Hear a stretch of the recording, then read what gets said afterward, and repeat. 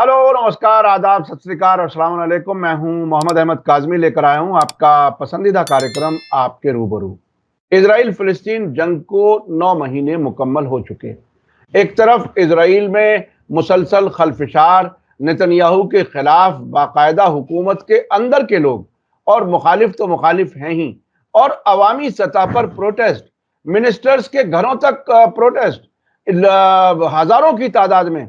वहां एक अजीब मुसीबत नजर आ रही है।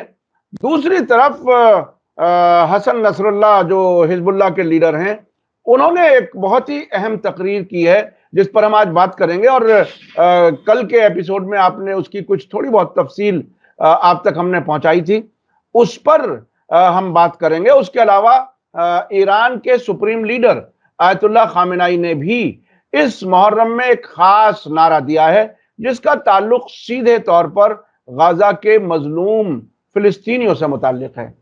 दुनिया को क्या कुछ कहना चाहते हैं ये रेजिस्टेंस के लीडर्स, यानी अभी जो एक्सिस ऑफ रेजिस्टेंस जिसमें लेबनान के हिजबुल्लाह, इराक के हजदुल शाबी, हूथी यमन के ये हैं। और अब ये इस रेजिस्टेंस को लीड करने वाला ईरान, उनके लीडर और हिजबुल्लाह के लीडर, वो क्या इस रेजिस्टेंस के जज्बे को दुनिया की सतह पर बढ़ाने की कोशिश कर रहे हैं। ये चीजें बहुत समझने की हैं, चूंकि जुल्म दुनिया के हर हिस्से में है, इसलिए हर हिस्से में जुल्म के खिलाफ एक मिजाज बने। और इस वक्त चूंकि मुहर्रम शुरू हो चुका है, करबला की शहादतों को, इमाम हुसैन की और उनके साथियों की, उनके घर वालों की शहादतों को याद करने का मौका है। और इसमें बगैर किसी मजहब के, फिरके के, फर्क के, लोग जिनके दिलों में इंसानी दिल मौजूद है वो करबला की शहादतों को याद करते हैं और उससे बहुत कुछ सीखने की भी कोशिश करते हैं। इस वक्त इजराइल के अंदर के क्या हालात हैं, एक्सिस ऑफ रेजिस्टेंस प्लस, मैं इसे प्लस इसलिए कह रहा हूं कि इस वक्त जिस किस्म के पैगामात आ रहे हैं लेबनान के लीडर की तरफ से और ईरान के लीडर की तरफ से, वो बहुत बड़ी सतह पर हैं। उसको हम समझेंगे और क्या कुछ आगे उम्मीद है, क्या हिजबुल्लाह के लोग और ईरान के लोग और जो जो एक्सिस ऑफ रेजिस्टेंस के लोग हैं वो कितने मॉडर्न इक्विपमेंट, मॉडर्न टेक्नोलॉजी का कैसा इस्तेमाल कर रहे हैं, उस पर भी हम बात करेंगे। आज हमारे साथ खास मेहमान हैं सैयद अली बाकर आबदी साहब, जो बैरूत में रहते हैं। वहां अल मारिफ यूनिवर्सिटी में उस्ताद हैं, अरबी पढ़ाते हैं। उससे पहले वो दमिश्क में रहे हैं एक लंबे अरसे तक। उस इलाके में तकरीबन 30 साल से रह रहे हैं। इस वक्त वो अपने वतन अलीपुर जो बेंगलोर के पास है वहां पर मौजूद हैं, और जब वो लेबनान में भी होते हैं तो हमें वहां से भी वक्त देते हैं, उसके लिए हम शुक्रगुजार हैं। जी आबदी साहब, वेलकम है आपका मीडिया स्टार वर्ल्ड को, आपने वक्त दिया उसके लिए बहुत बहुत शुक्रिया।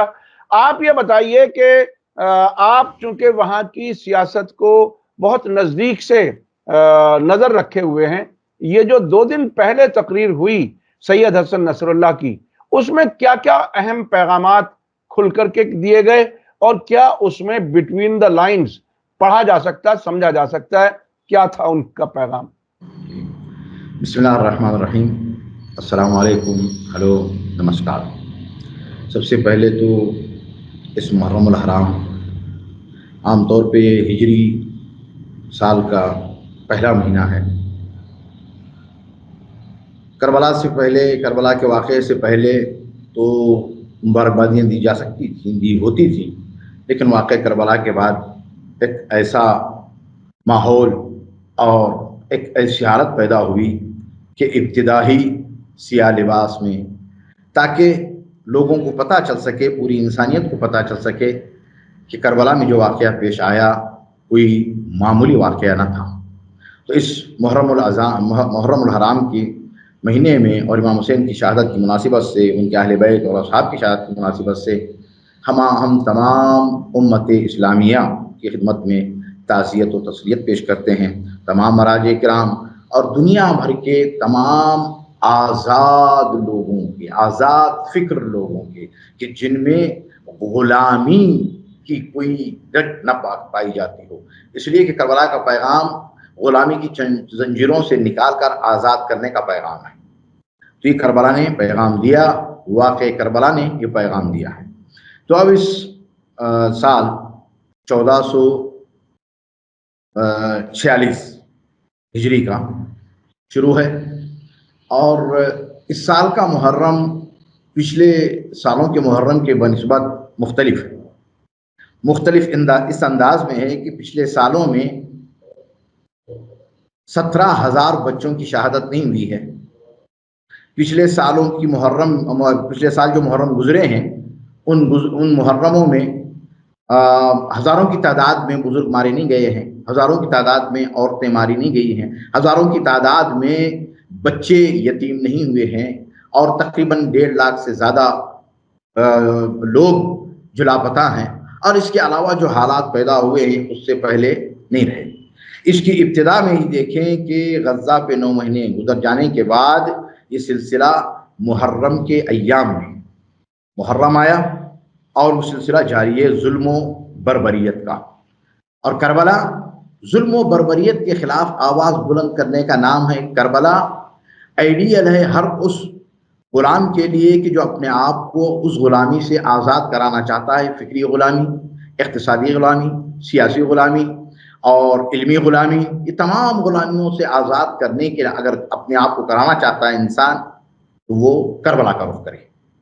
اس محرم میں اب کربلا، غزہ، تھوڑا سا میں اس طرف آ رہا ہوں کاظمی صاحب تاکہ ہمیں کربلا کا اصل مقصد، ہدف، ایم پتہ چل سکے ہم میں کا ہر ایک انسان. اس لیے کہ امام حسین کی بارگاہ بلا تفریق مذہب و ملت صرف انسانیت کو دعوت دیتی ہے. انسان ہے، تشریف لائیے گا. حسین علیہ السلام کی بارگاہ میں آنے کے لیے نہ جو ہے کیا ہے مذہب کا ایک ہونا شرط ہے، نہ دین کا ایک ہونا شرط ہے، نہ زبان کا ایک ہونا شرط ہے، نہ رنگ کا ایک ہونا شرط ہے. صرف انسانیت شرط ہے ان کی بارگاہ میں آنے کے لیے. تو اب ہم دیکھ رہے ہیں کہ کیا کچھ ہو رہا ہے اس دنیا میں آج، بالخصوص غزہ پہ جو ہو رہا ہے. اور کربلا پیغام وحدت ہے، پیغام وحدت ہے.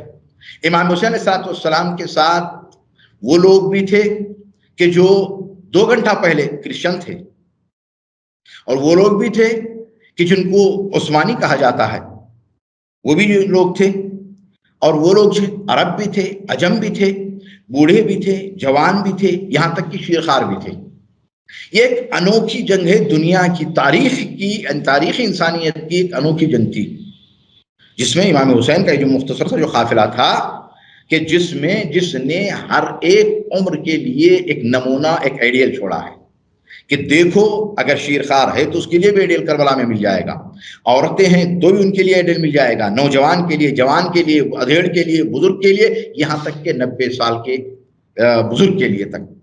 اور رنگوں میں الگ الگ، جناب جون سیاہ رنگ کے ہیں اور گورے رنگ کے، اور زبان بھی مختلف رہی ہے، لیکن ہدف ایک تھا، مقصد ایک تھا اس کربلا میں. تو کربلا اتحاد کا نام ہے، کربلا یکجہتی کا نام ہے، کربلا تمام ملتوں کو ملانے کا نام ہے، کربلا تمام مذاہب کو ملانے کا نام ہے، کربلا انسانیت تقسیم کرنے کا نام ہے، کربلا ظلم کے خلاف آواز بلند کرنے کا نام ہے، کربلا ظالم کی آنکھوں میں آنکھیں ڈال کر بات کرنے کا نام ہے. میں اسی پر آنا چاہتا تھا کہ معاف کیجیے گا میں نے آپ کو بیچ میں روکا. جو پیغام دیا سید حسن نصر اللہ نے، وہ کیا کیا خاص باتیں تھیں وہ ذرا تھوڑا سا بتائیے تاکہ یہ ذہن فوکس ہو سکے کہ وہ انہوں نے کیا کچھ کہا. انہوں نے اس حد تک بھی کہا کہ پچھلے سال محرم میں بڑی تعداد میں لوگوں کے موجودگی کے نتیجے میں آپریشن الاقصی طوفان جو ہے وہ کامیاب ہوا. یعنی پچھلے سال محرم کے تقریباً 2 مہینے کے بعد یہ سلسلہ شروع ہوا. تو اب کیا پیغام دے رہے ہیں سید حسن؟ جی میں اسی طرف آ رہا ہوں کاظمی صاحب. تو جب سید نے اپنی تقریر میں، پہلی تقریر تھی، ہر سال وہ محرم میں تقریباً ہر دوسرے دن تقریر کرتے ہیں اور لوگوں کو پیغام عاشورہ اور جو حالات ہیں اس پہ باقاعدہ طور پہ، حالات حاضرہ پہ روشنی ڈالی جاتی ہے. تو پہلی مجلس میں آغا سید نے بتایا کہ دیکھیں، ہم حالت جنگ میں ہیں اور اس کے ساتھ ساتھ کربلا یعنی عاشور، محرم کے ایام، ہجری نیا سال محرم کا ایام شروع ہوئے ہیں. تو یہ محرم کے ایام ہمیں وہ ایک جوش و ولولہ اور جذبہ پیدا کرتے ہمارے اندر، اس لیے کہ ہر سال جو محرم ہے، بالخصوص پہلا عشرہ اولا جس کو کہا جاتا ہے، پہلی محرم سے لے کے 10 محرم تک کا، یہ ایک ہر انسان کے لیے، میں صرف یہ نہیں کہہ رہا ہوں کہ شیعوں کے لیے، سنیوں کے لیے، دیوبندیوں کے لیے، بریلویوں کے لیے، اس کے لیے، عربوں کے لیے، عجموں کے لیے، ہر انسان کے لیے، اور بالخصوص امام حسین انسانیت کے لیے.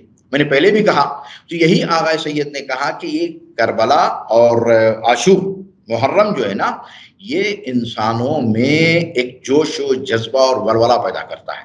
اسی کربلا سے درس ہم نے سیکھا، اسی کربلا سے سبق ہم نے لیا، اسی کربلا سے سبق لیتے ہوئے 82 سے لے کے اب تک ہم اس راستے پہ چل رہے ہیں. ورنہ تو جتنا نقصان تو ہم خدا کے نام نہیں کہتے ہیں، بلکہ جو یہ کیا ہے، لوگوں کا ہم سے بچھڑ جانا، یہ ان کے خود ہونے والے شہیدوں کے لیے سعادت ہے اور شہید کے گھر والوں کے لیے بہت بڑی سربلندی ہے. لیکن اس چیز کو کیا ہے، کربلا کو مد نظر رکھتے ہوئے، کربلا کی قربانی کو سامنے رکھتے ہوئے، ہماری جو ہے کہ لاکھوں کروڑوں قربانیاں ایک جناب علی اکبر کی قربانی کے برابر نہیں ہو سکتی ہے. اس لیے کہ ان کی ایک قربانی ہماری لاکھوں کروڑوں قربانیاں پیش کر دی جائیں اسلام کی راہ میں، جس راہ میں امام حسین نے اپنی قربانی پیش کی اس کے لیے. تو آغا سید نے یہاں پہ پہلے تو اسی کو شروع کیا یہاں پہ کہ اب ہم ذمہ داری ہماری کیا بنتی ہے بحیثیت امام حسین کے چاہنے والے، بحیثیت امت اسلامیہ، اور ابھی جو حالات چل رہے ہیں اس پہ، اور اس پہ آتے آتے بیان کرتے ہیں کہ یاد رکھیں کہ جو کربلا میں امام حسین کے اہل بیت اور اصحاب نے کہا تھا، جس کا انتظار ان کے چاہنے والے کر رہے تھے اور دشمن طاق میں بیٹھا تھا، تو اس وقت کیا فرمایا تھا؟ السنا علی الحق، کیا ہم حق پر نہیں ہیں؟ اذن لا نبالی، پھر ہمیں کوئی فکر نہیں ہے، اوقع الموت علینا ام وقعنا علی الموت، چاہے ہم موت پر جا پڑیں یا موت ہم پر آ پڑے. اب اس سے صاف بات واضح ہو چکی ہے کہ جو حضرات ہمیں موت سے ڈرانا چاہتے ہیں وہ اس چیز کو سمجھ لیں کہ موت سے ہم نہیں گھبراتے، ہم تو موت کو گلے لگانے کے لیے تیار ہیں. یہ کربلا کا درس ہے ہمارے لیے، اور کربلا کے درس کو لے کے ہم آگے بڑھ رہے ہیں. اب اس محرم کے ایام میں بالخصوص، اور جو لوگ پچھلے سال محرم میں بہت سارے ایسے لیڈران جو شہید ہوئے ہیں، پچھلے سال ہم محرم میں مجالس میں جلوس میں شریک تھے، لیکن اس سال وہ ہمارے درمیان نہیں ہیں، لیکن ہمیں یقین ہے وہ امام حسین کی بارگاہ میں ہیں، اس لیے کہ انہی کے راستے میں انہوں نے قربانی پیش کی ہے. تو کوئی معمولی قربانی نہیں ہے اور معمولی ذمت نہیں ہے. تو یہ سلسلہ آگے چلتے ہوئے اب جو پیغام دیا ہے دشمن کو، تو دشمن کو جو پیغام دیا، اس پیغام میں صاف صاف بیان کیا ہے، یہ تمہاری دھمکیاں، یہ آج کی دھمکی نہیں ہے، 9 مہینے سے تم دھمکی دے رہے ہو، اور یہ 9 مہینے تو اب سے جنگ کے بعد، تمہاری دھمکیاں تو 80 سے ہم سنتے چلے آ رہے ہیں. اس کے بعد سے 2000 میں، پھر 2000 کے بعد 2006 میں، 2006 کے بعد دیکھیں پھر اب 2024 میں، 2023 میں اکتوبر سے، یہ دھمکیاں کچھ کام آنے والی نہیں ہیں. اور بار بار تم لوگوں کا ایلچیوں کو بھیجنا ہمارے پاس، کبھی امریکہ کا حکمران پہنچ جاتا ہے، تو کبھی جرمن کی طرف سے، کبھی جو ہے انگلینڈ کی طرف سے، کبھی کہیں سے، کبھی فرانس سے، کبھی کہیں سے، کبھی عربی ملک کے ایلچی بھی آتے ہیں. کاظمی صاحب مسئلہ تو یہ ہے، صرف جو ہے کیا چلیں یورپ کنٹری کے، امریکہ کے آئیں تو بات مانی جائے، لیکن وہاں کے بھی آتے ہیں کہ کیا ہے کہ بھائی آپ جنگ ہو. تو آغا سید نے کہا کہ صرف ایک ہی شرط پہ جنگ رک سکتی ہے، وہ شرط ہے غزہ پہ حملے بند کرنا. تم غزہ پہ حملے بند کر دو، جنگ یہاں سے بھی رک جائے گی، اور یمن سے بھی رک جائے گی، حشد شعبی عراق کی طرف سے بھی رک جائے گی، سیریا سے بھی رک جائے گی. تمہارا اصل سبب اور جو ریزن ہے اس کو چھوڑ کر دوسری طرف تمہیں ٹہلنا، کوئی معنی نہیں ہے اور کوئی مقصد تمہیں حاصل ہونے والا نہیں ہے. اور جہاں تک کی بات ہے تم لوگوں کی دھمکی دینا، ہم وہ کر دیں گے، فلاں کر دیں گے، تو تم نے دیکھ لیا کہ ہم نے 7.25 منٹ کی ویڈیو جو ہم نے بھیجی ہے، ہمارے پاس اتنا مواد ہے، اتنا آئٹم ہمارے پاس رکھا ہے، ہم بول نہیں رہے، صرف ہم نے 7.25 منٹ کی بھیجی کہ ہمارے پاس تمہارے یہاں کیا کیا چیزیں ہیں، اس کی جو انفارمیشن ہمارے پاس ہے وہ تم صرف اس کو دیکھ لو. ہمارا جہاز گیا بھی، انفارمیشن پورا لے کر آ بھی گیا واپس، تم اس کو نہ گرا سکے. اب تم سمجھ سکتے ہو تمہاری طاقت کیا ہے، ہماری طاقت کیا ہے. تم پہلے 2000 یعنی 80-90 میں کہہ سکتے تھے کہ بیروت کے ایئرپورٹ کو ہم مار دیں گے، اڑا دیں گے، اور جو بندرگاہوں کو اڑا دیں گے، فلاں کر دیں گے. تو اس وقت سوچا جا سکتا تھا کہ بھئی ہو سکتا ہے، ہوا بھی ہے، اڑایا بھی ہے. مثلا 2000 میں 2006 کے بعد کا جو مرحلہ اب ہے، اب تم سوچ نہیں سکتے. اچھا، ایئرپورٹ کے مقابلے میں ایئرپورٹ. میں آپ کو بیچ میں روک رہا ہوں. آپ بیروت میں رہتے ہیں ایک لمبے عرصے سے، اور اس جنگ کے دوران بھی رہے ہیں، ابھی کچھ ہی ہفتے پہلے آپ یہاں آئے ہیں. وہاں کے میڈیا کو بھی آپ فالو کرتے ہیں، خود لبنان کا میڈیا بھی اسرائیل کے میڈیا میں سے کچھ چیزیں آپ کے یہاں وہاں چھاپتا ہے، آپ نے اب سے پہلے ذکر کیا ہے. آپ یہ بتائیے کہ اس وقت اسرائیل کو جس طرح سے ایکسس آف ریزسٹنس، جس میں حزب اللہ، ہوتی، حشد الشعبی، یہ سب نے انہوں نے جس طرح سے ہر طرف سے گھیر لیا ہے اور تقریباً ہر دن حملے کر رہے ہیں. ان حملوں کے نتیجے اور ان نتیجوں میں وہاں کے لوگوں کے اندر خوف و ہراس، جی اور بن گورین ایئرپورٹ کی وہ تصویریں جو کبھی کبھی آتی ہیں، وہاں کی سرکار نہیں نکلنے دیتی، ایئرپورٹ سے بھیڑ کی تصویر جو ہر دن ملک چھوڑ کر کے بھاگ رہے ہیں.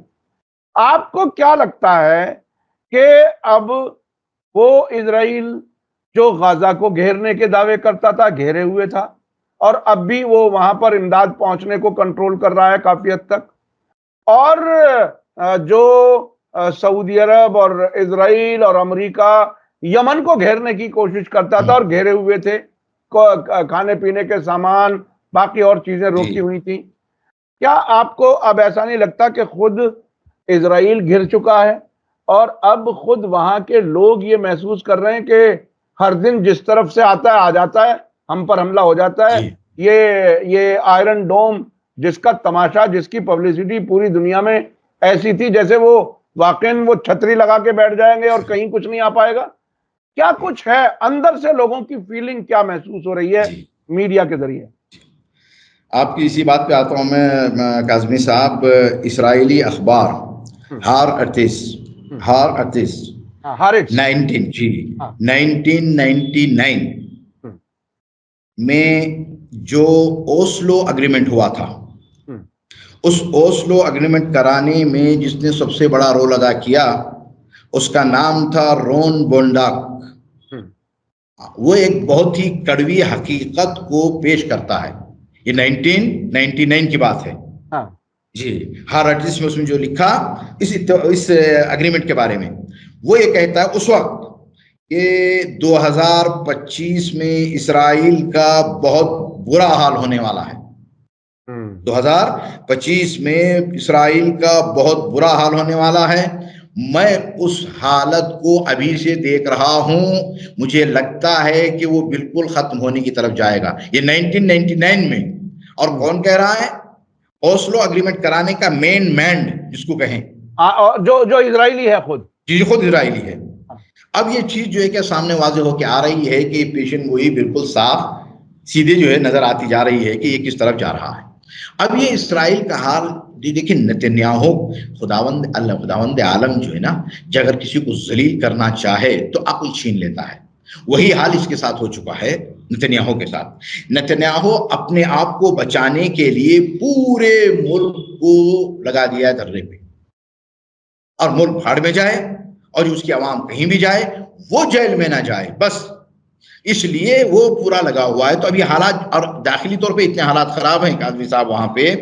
ابھی آج کل کی خبر ہے کہ وہاں کی جو پارٹیاں ہیں ان میں سے ایک پارٹی ہے شاس پارٹی. شاس پارٹی نے باقاعدہ طور پہ اعلان کر دیا کہ اب ہم تمہارے سے جدا ہو رہے ہیں نتنیاہو سے. بن غفیر ہر وقت جو ہر دوسرے دن کا بیان آتا رہتا ہے کہ اب تم جو ہے استعفیٰ دو، ختم کرو، یا پھر تم جو ہے کیا ہے حماس کے ساتھ باقاعدہ طور پہ اتفاق کر کے اگریمنٹ کر کے معاملے کو ختم کرو. تم جو ہے کہ ان اسیروں کو لانا نہیں چاہتے. اب اسی سے بات کرتے ہوئے یہاں پہ اسرائیلی channel number 12 T V channel 12 اس میں ایک رپورٹر نے بہترین ایک بڑی خبر یہ دی ہے کہ حماس کے بنائے ہوئے سرنگ بہت ہی زیادہ مضبوط ہیں 9 مہینے کی جنگ کے بعد بھی. ابھی اسرائیل کا اعتراف ہے، یہ 9 مہینے کی جنگ، بمباری، میزائل، کیا کچھ ہے جو برسایا نہیں ہے اسرائیل نے غزہ پہ، اس کے بعد بھی یہ اس کا اعتراف کر رہے ہیں. اب یہاں پہ میں رک کے ایک چیز، یعنی انفارمیشن کے اعتبار سے، ٹیکنالوجی کے اعتبار سے ریزسٹنس گروپ کتنے آگے ابھی جا چکے ہیں. اس میں عبدالحلیم قندیل یہ مصر کے ایک رائٹر ہیں اور جرنلسٹ ہیں. وہ یہ کہتے ہیں، ابھی پرسوں انہوں نے ایک ٹی وی پروگرام میں کہا کہ اسرائیل کی ایک پارٹی ورکرز پارٹی کے ایک ممبر، لیڈی ممبر ٹی وی پروگرام میں اسرائیل میں تھی، اسرائیلی، اور وہاں اس نے پوچھا کہ یہ بتائیے کہ آپ واپس پلٹ کر، وہ اصل ہیں نارتھ فلسطین کی، جن علاقوں سے جو ہے ان کو نکالا گیا ہے اسرائیلیوں کو، ان سے پوچھا کہ کیا آپ واپس جائیں گے؟ اس نے کہا کہ میرے واپس جانے کی بات تو دور کی بات ہے، اگر آپ نتنیاہو بھی کہیں نا کہ ابھی تم لوگ چلے جاؤ گے تو میں اس پہ یقین نہیں کروں گی. تو اتنے میں وہ سوال یہ کر رہا تھا کہ پھر جب نتنیاہو کی بات پہ یقین نہیں ہے تو کیا حسن نصر اللہ کی بات کو مانو گے؟ تو اتنے میں اس کے موبائل پہ ایک میسیج آتا ہے، وہ ابھی پروگرام میں ہے، میسیج آتا ہے. وہ میسیج میں کیا لکھا ہے؟ ہرگز ممکن نہیں ہے کہ تم واپس پلٹو جب تک غزہ پہ جنگ بندی نہ ہو، اور نیچے لکھا ہے حزب اللہ.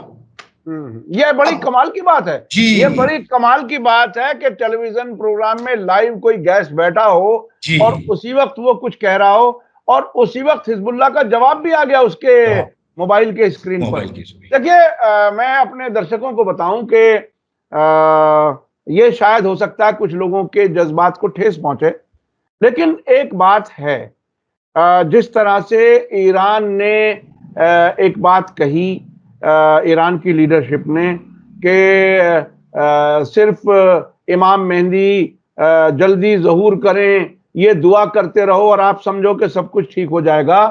ایسا نہیں ہے، آپ کو خود قدم آگے بڑھانے ہوں گے تاکہ امام مہدی کا ظہور ہو سکے، اور وہ اس لائن پر کام کر رہے ہیں، بالکل پریکٹیکل. اس وقت امریکہ اور اسرائیل کے سامنے ڈٹے ہوئے ہیں. اس وقت جس طرح سے ایکسس آف ریزسٹنس کے لوگ، حزب اللہ ہوں یا ہوتی ہوں، حزب اللہ کی طرف سے جیسا کہ آپ نے بتایا کہ لائیو پروگرام میں گیسٹ کچھ کہہ رہی ہے اور اس کو فوراً جواب مل گیا کہ تم نہیں آ سکتے اگر غزہ پر حملہ نہیں رکے گا. مجھے ایک واقعہ یاد آ رہا ہے، بیچ میں تھوڑا سا ٹائم تو لگ رہا ہے، لیکن جب اکتوبر 2022 میں غالباً جو ایک جنگ ہوئی تھی، اس میں ہوتھیوں نے فلسطینیوں کی حمایت میں اسرائیل کے خلاف حملوں کی پیشکش کی تھی، جس کو انہوں نے اس وقت قبول نہیں کیا تھا. کہا تھا کہ نہیں، ابھی آپ کی ضرورت نہیں ہے، لیکن ہوتھیوں نے اس وقت کہا تھا کہ اسرائیل کی آپ ہمیں لوکیشنز دو، ہم اسی جگہ ماریں گے. یعنی یہ لوگ پڑھے لکھے ہیں، یہ آج کی سائنس کو، ایڈوانس ٹیکنالوجی کو جانتے ہیں اور مضبوطی سے کام کر رہے ہیں. ابھی ایک چیز میں آپ کو ایک اپنے موبائل کے اسکرین سے دکھانا چاہتا ہوں، وہ یہ ایک تصویر ہے بیزلل اسموٹرچ جو اسرائیل میں فائننس منسٹر ہیں. وہ ایک تصویر میں اپنے ہاتھ سے اٹھا کر کے دکھا رہے ہیں، سنوار کے جیت کے اعلان والی تصویر، اور وہ یہ کہہ رہے ہیں کہ نتنیاہو کو کہ اگر تم نے حماس کے ساتھ سمجھوتا کیا تو اس کے بعد حماس میں، فلسطینیوں میں جو سیلیبریشن ہوگا وہ بہت بڑا ہوگا اور ہم اس کی اجازت نہیں دیں گے. یعنی وہ یہ مان رہے ہیں کہ ہم ہار چکے، لیکن ہم اس طرح کا سیلیبریشن فلسطینیوں میں نہیں ہونے دیں گے. جی آپ اب یہ بتائیے کہ ان سارے ریزسٹنس فورسز کے جو ٹاپ رہنما اگر کہا جا سکتا ہے، وہ ہیں आयतुल्लाह खामेनाई, जो ईरान के सुप्रीम लीडर हैं, उन्होंने इस बार मुहर्रम के मौके पर क्या क्या कुछ नारा दिया है, क्या है? यानी असल में एक बयान आ चुका है नए प्रेसिडेंट का, जो जो मसूद पेजेश्कियान हैं, उन्होंने साफ कह दिया है कि इजराइल फिलिस्तीन वाले मामले में हमारी तय पॉलिसी है, हम उसी पर आगे बढ़ेंगे जिस पर पिछली हुकूमत चल रही थी। इस वक्त आयतुल्लाह खामेनाई का क्या पैगाम है मुहर्रम शुरू होने पर? मुहर्रम इस साल का जो है क्या है 1446 का जो पैगाम स्लोगन जो दिया है रहबर इनकलाब ने, वो है नस्रुन और इस्तिशहाद, यानी या कामयाबी या फिर शहादत। तीसरा राय हल ही नहीं है, यानी नाकामी ऑप्शन है, नाकामी का ऑप्शन है ही नहीं है यहाँ पे। नाकामी कोई सोच ही नहीं सकता है। इसलिए और ये जो पैगाम दिया है रहबर ने, वो पैगाम पूरी दुनिया के लोगों के लिए और बिलखुसूस जो रेजिस्टेंस ग्रुप है उनके लिए, कि आप लोग इन शहादतों से घबराइए नहीं। आप लोगों के घर उजड़ रहे हैं, शहर तबाह हो गया है, लाखों हजारों की तादाद में जो है क्या बच्चे यतीम हो गए हैं, बच्चे शहीद हो गए हैं, औरतें, सब पूरा। लेकिन घबराइएगा नहीं, हर एक चीज को हासिल करने के लिए उसकी कीमत चुकानी पड़ती है। आप जो कीमत दे रहे हैं कि दुनिया में सबसे मिसाली कौम बन चुकी है आज फिलिस्तीन की और गजा की अवाम, जिसको इस्राएली मीडिया ये कहता है कि मैंने 6 महीना पहले एक इस्राएली राइटर का एक पूरा आर्टिकल पढ़ा था जो बाकायदा ट्रांसलेट हुआ था अरबी में लुबनानी अपने न्यूज़पेपर से, अखबार से।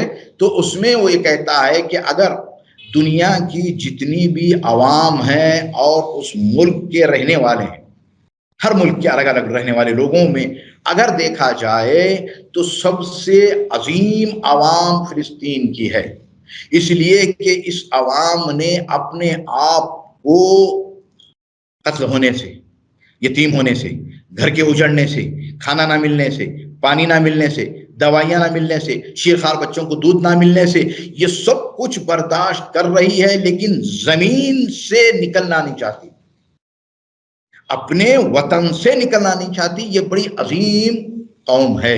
ये इस्राएली मीडिया है। अब यहाँ पे जो है कि अगर रहबर ने जो पैगाम दिया, देखिए उसी पैगाम के साथ इसी मुलाकात में ज़ियादुन नखाला जिहाद इस्लामी की जो जनरल सेक्रेटरी हैं, उन्होंने आगा रहबर से मुलाकात में, उस वक्त मुहर्रम से पहले का अय्याम थे, 2 महीना पहले के, उसमें भी ये बात कही। फिर इसके साथ साथ हमास के जो लीडर हैं इस्माइल हनिया, उन्होंने भी जिक्र किया किसका, करबला का। ये देखें, असल लाखों करोड़ों सलाम उस हुसैन अलैहिस्सलाम की जात पर, उस वाक़े करबला को याद करते हुए दुनिया का हर इंसान क्या करता है, वो आज़ादी अगर चाहता है तो करबला के नक्शे कदम पे चलता है। ये किया। अभी कुछ दिन पहले यहया सिनवार का जो बयान आया था, तो उसमें शायद हमने पहले जिक्र किया कि उसमें भी 2 चीजें जिक्र की। उन्होंने कहा या फिर हमें कामयाबी होगी, या अगर कामयाबी यानी कामयाबी मुराद ये है कि हम बाकायदा जिंदा रहते हुए हमारी फतह का ऐलान होगा, या फिर दूसरी करबला होगी। ये यहया सिनवार का जो मैदानी लीडर हैं, इन ग्राउंड में जो लीडर हैं उनका। तो अब ये जो स्लोगन दिया गया है ना, ये बहुत बड़ा एक डीप है, इसमें सोचने की बात है। या कामयाबी अच्छा, मैं बीच में रोक करके मेरे जहन में एक सवाल आया। देखिए, गाजा में तमाम लोग सुन्नी हजरात हैं जी, जो ईरान के, अगर वेस्टर्न मीडिया की डेफिनेशन में देखा जाए, ईरान के शिया लीडर्स के साथ जुड़े हुए हैं। और ये सुन्नी जो गाजा के हैं, जो फिलिस्तीनी हैं, वो उनसे एक तरह से प्रेरित होते हैं, उनसे नजरियाती तौर पर और हर किस्म की मदद उनको मिलती है। ये इन सुन्नियों में जो करबला को याद कर रहे हैं, जो गाजा को करबला जैसा कह रहे हैं, एक दूसरे किस्म के लोग हैं जो अपने आप को सुन्नी कहते हैं। वो कहते हैं कि इमाम हुसैन का जिक्र सुनना हराम है, वो कहते हैं कि करबला को याद करना हराम है, वो ये भी कहते हैं कि यजीद की गलती नहीं थी इमाम हुसैन को कत्ल करने में, बल्कि उनका एक गवर्नर था जिससे गलती हुई थी। यानी यजीद के गुनाह को भी धोना चाहते हैं। और जाकिर नायक जैसे लोग جو سعودی فنڈنگ پر چلتے ہیں وہ تو یزید کو رضی اللہ بھی کہہ دیتے ہیں. تو ان سنیوں میں اور ان سنیوں میں کیا فرق ہے؟ جی، ایک بڑا بنیادی فرق ہے. دیکھیں، جو حضرات ہم تو یہ کہتے ہیں کہ یہ بحث ہم کرتے بھی نہیں ہیں، لیکن جب بات آ جاتی ہے تو لوگوں کو بتانے کے لیے، بالکل لوگوں تاکہ کو معلوم لوگوں ہونا کو واضح چاہیے. ہو جائے کہ بالکل. واقع ہو جائے کہ بھائی سنی حضرات امام حسین علیہ الصلوۃ والسلام صرف شیعوں کے امام نہیں ہیں. امام حسین علیہ السلام تمام مسلمانوں کے امام، بلکہ اس سے بھی آگے بڑھ کر امام حسین تمام انسانوں کے امام ہیں. اگر تمام انسانوں کے امام نہ ہوتے تو پھر جنوب افریقہ کا نیلسن منڈیلا یہ نہ کہتے وہ آزادی میں جیل میں رہتے ہوئے کہ میں نے امام حسین سے سیکھا کیسے آزاد کراؤں، تو میں نے جو ساؤتھ افریقہ کو آزاد کرایا. اور اس سے پہلے باقی اور جو ہے کیا ہے، بابا مہاتما گاندھی. امام حسین انسانیت کے امام ہیں. اب جب انسانیت کے امام ہیں تو پھر اس میں ہر اس آدمی کو کہ جو جس میں انسانیت ہے ان کے پرچم تلے آ جانا ہے. اب ذکر امام حسین کیوں؟ ذکر امام حسین رسول اللہ نے اپنی زندگی میں کیا. ذکر امام حسین امہات المومنین نے سبوں نے کیا. ذکر امام حسین کس نے نہیں کیا؟ ذکر امام حسین. اور ذکر امام حسین کیوں ہوتا ہے؟ یہ ذکر ہی ہے کہ جو قیامت تک آنے والے ظالموں کے خلاف ایک آواز ہے. اور ذکر حسین سے ہمیں ظالم کی آنکھوں میں آنکھیں ڈال کر بات کرنے کی طاقت پیدا ہوتی ہے. ذکر حسین سے جو حضرات یہ کہتے ہیں کہ امام حسین کا ذکر نہ کریں یا مجالس برپا نہ کریں یا امام حسین کا ذکر ہی نہ ہو، ان سے تو مجھے تعجب ہوتا ہے کہ وہ کیسے مسلمان ہیں. تمام کتب ہے مسلمان میں. اس سے تو ایک بات ظاہر ہوتی ہے کہ دیکھیے کوئی بھی ایکشن جو ہوتا ہے اس کے نتیجے میں کیا وہ کہنا چاہتا ہے اس پر نظر رکھنے کی ضرورت ہے. امام حسین کی شہادت ہوگی، شہادت کا ذکر ہوگا تو قتل کرنے والوں کے نام بھی سامنے آئیں گے. قتل کرنے والوں کے نام سامنے آئیں گے تو ان کی پہچان ہوگی کہ یہ کون لوگ تھے. تو یہ بڑا عجیب تھا کربلا کا منظر کہ امام حسین کو قتل کرنے کے لیے یزید کی فوج کے کمانڈر کہہ رہے تھے کہ نماز کا وقت نزدیک ہے، جلدی قتل کرو تاکہ ہماری نماز کو دیر نہ ہو جائے. تو یہ دو قسم کے یعنی مسلمان دونوں طرف مسلمان تھے، دونوں طرف نماز پڑھنے والے تھے، قرآن پڑھنے والے تھے، لیکن حق اور ناحق کا فرق تھا. آخر میں آپ کو وقت ہمارا تقریباً ختم ہو گیا. ایک آخر میں یہ بتائیے کہ یہ جو آیت اللہ خامنائی کا پیغام جس میں شہادت کامیابی یا شہادت نعرہ اور حسن نصر اللہ کا پیغام کہ کیا ہم حق پر نہیں ہیں یہ نعرہ، اور اس کے ساتھ یہ کہنا کہ اگر ہم حق پر ہیں تو چاہے موت ہم پر آ گرے یا ہم موت پر جا پڑیں، یہ ان دونوں کو ملا کر کے جو پیغام ہے وہ دنیا کے لوگوں کے لیے، عام لوگوں کے لیے، انسانیت رکھنے والوں کے لیے، مسلمانوں کے لیے کیا ہے؟ مختصر بالکل.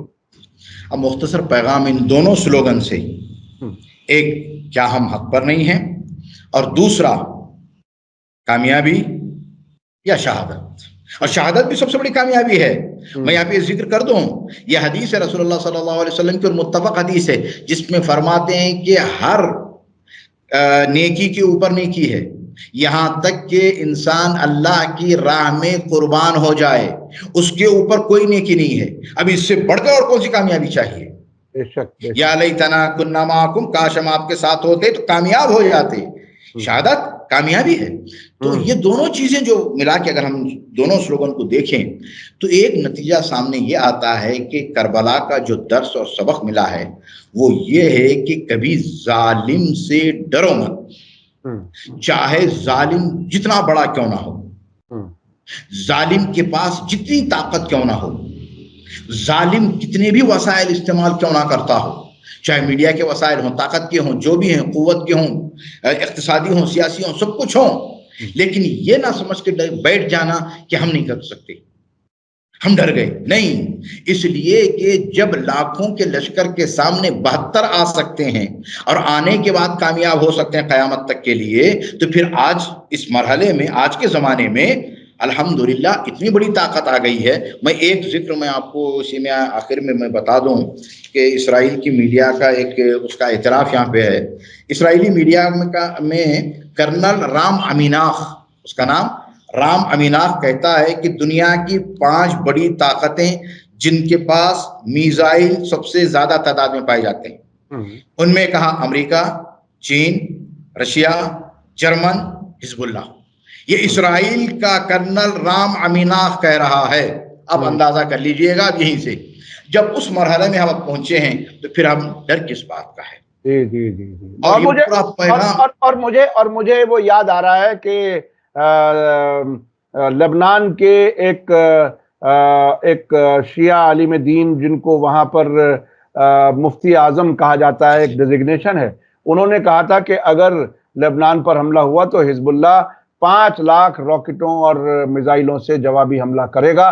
5 लाख की तादाद अब तक किसी ने नहीं बताई थी, उन्होंने बताई थी। बहुत बहुत शुक्रिया। माफ कीजिएगा, वक्त की कमी की वजह से हम बात जारी नहीं रख सकते।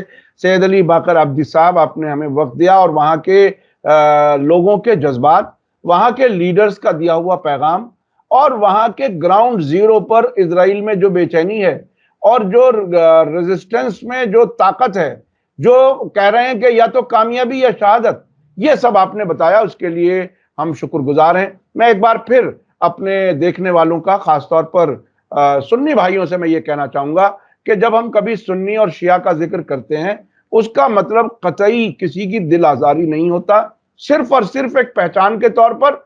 और ये जो सऊदी अपने आप को सुन्नी कह करके और ज़ायोनी और इजरायली प्रोजेक्ट पर काम करते हैं, उससे होशियार रहने की जरूरत है। मैं कभी आपको बहुत जल्दी एक एपिसोड आपके सामने पेश करूंगा जिसमें बताऊंगा कि सऊदी अरब की किताबों में बच्चे जो स्कूलों में पढ़ते हैं उसमें इजराइल और ज़ायोनी नजरिए के खिलाफ जो भी कुछ था वो खत्म कर दिया गया है। आने वाली नस्लें इन मुल्कों में इजराइल से प्यार करें, यहूदियों से प्यार करें, जालिमों से प्यार करें, ऐसी तैयारी की जा रही है। लेकिन क्या वो इसमें कामयाब हो पाएंगे, ये आने वाला वक्त बताएगा। बहुत बहुत शुक्रिया सैयद अली बाकर अब्दी साहब, आपने हमें वक्त दिया।